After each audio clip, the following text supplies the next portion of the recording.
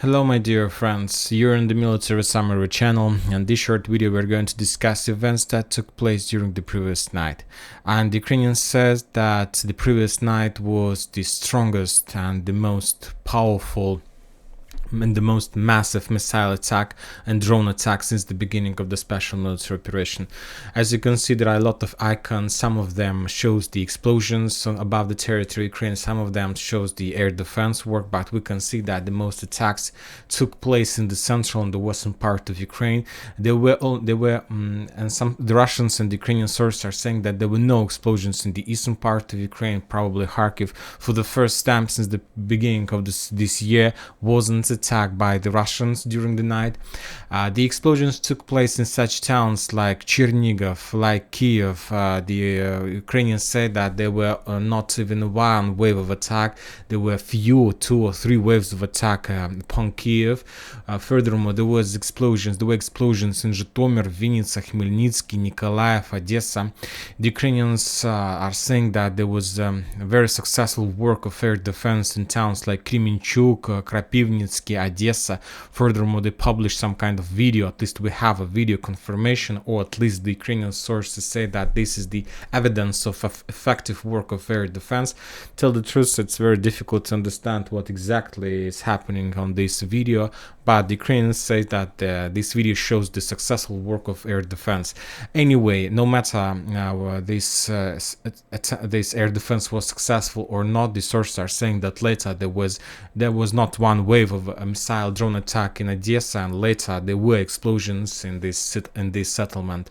The Ukrainian Ministry of Defense of Ukraine, for example, from their side reported that during the previous night they managed to shut down 37 missiles, 29 drones and 1 intelligence drone.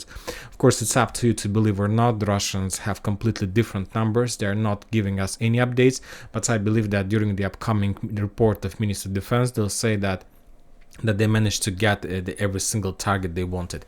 And you need to understand one thing about the, let's say, drone attack that we can see today above the territory of Ukraine, and the drone attack that took place, for example, in September or in August, when the Russians received the first cargoes of those drones from Iran.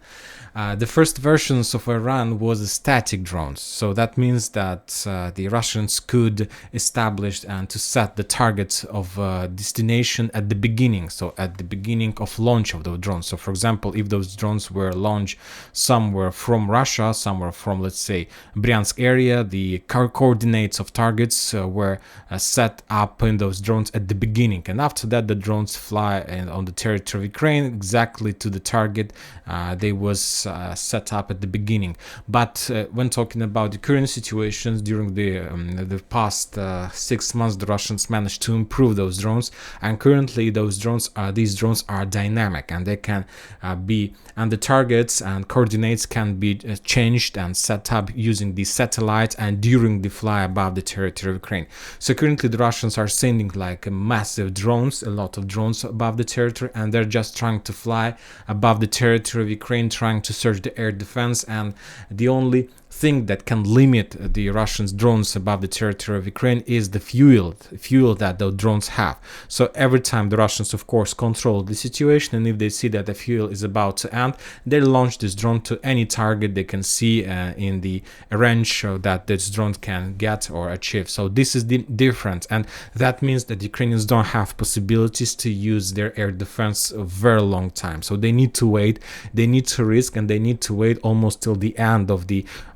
Of course, the Ukrainians do some calculations. They always try to understand and see how much fuel these drones left and so on. And just at the very end of this situation, they can start attacking the Russian drones or something like this. And so this situation is very difficult for the Ukrainians, and we see that they don't have any solution how to prevent those successful attacks. We understand that these drones are very cheap in comparison with missiles that Ukrainians use for shutting them down, and the difference is very huge.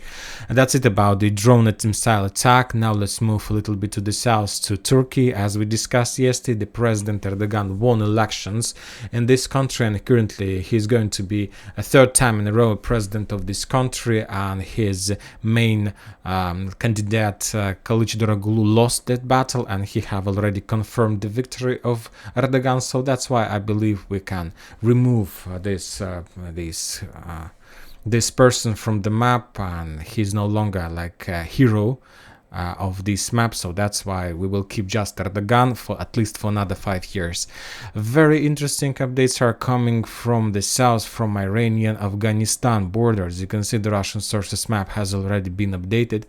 As you can see, currently this map shows that as a result of some activity on the border between Iran and Afghanistan, the Taliban forces managed to penetrate Iranian defense orders and to capture a few settlements on the border. At least this information that we have for now, and at least there was an update that the Afghanistan forces captured a small settlement by the name of Makaki. This one, the Iranian forces launched some kind of counter-offensive operation in this area, but we still haven't received any updates or any information about success of that operation.